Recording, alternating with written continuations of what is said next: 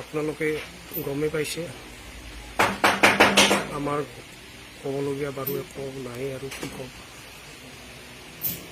কিশোৰৰ নষ্টতে আমি নিজ গাঁৱত বা অসমত আনিব নোৱাৰিলোঁ, বহুত দুখিত, তাৰ বাবে ক্ষমা বিচাৰিছোঁ। মই অসমবাসী ৰাইজক এটি কথা জনাবলৈ অলপ সুখী হৈছোঁ যে অহা 11 জুলাই সোমবাৰে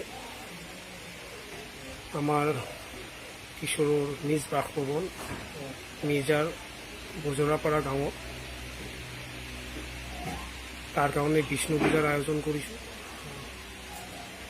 আৰু বিষ্ণু পূজাৰ লগতে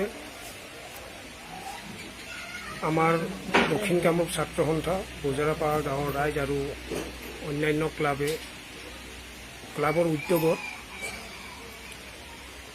এখনি স্মৃতি তৰ্পণ কাৰ্যসূচী হাতত লৈছে। আৰু এই স্মৃতি তৰ্পণ কাৰ্যসূচীত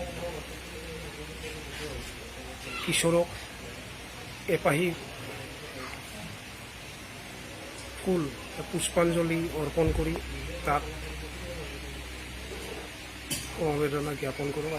সকলো শুভাকাংক্ষী অসমবাসী ৰাইজলৈ অনুৰোধ কৰিছোঁ, আহক 11 জুলাই তাৰিখে কিশোৰৰ নিজ বাসভৱন বজৰাপাৰা গাঁৱত আহক আৰু